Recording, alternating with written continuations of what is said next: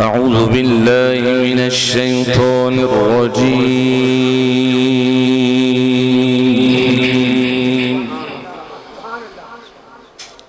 بسم الله الرحمن الرحيم. لا أقسم بهذا البلد وأنت حل بهذا البلد والد وما ولد. لقد خلقنا الإنسان في كبد. أيحسب أن لن يقدر عليه أحد. يقول أهلكت مالا لبدا. أيحسب أن لم يره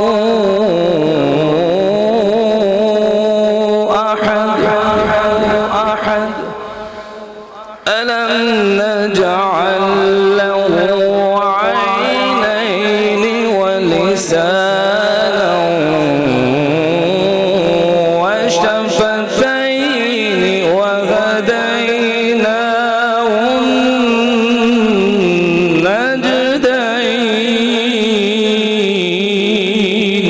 النجدين. فلاقتحم العقبة وما أدراك ما العقبة. فك رقبة أو إطعام في يوم ذي مسغبة أو إطعام في يوم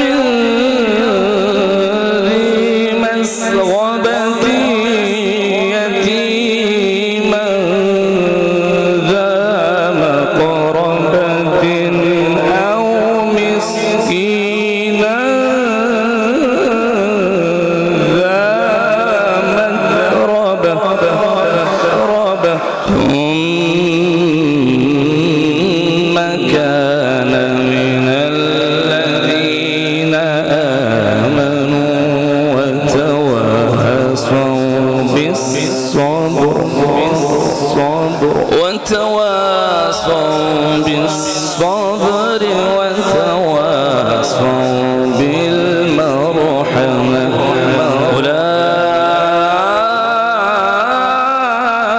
أولئك أصحاب الميمنة.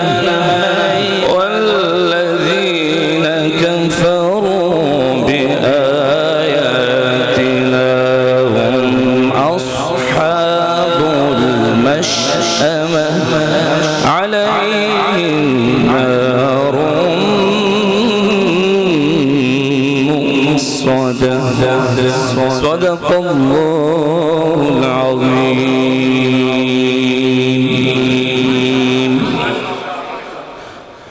ما شاء الله سبحان الله تبارك الله. اللہ یرضى عليك يا شیخ.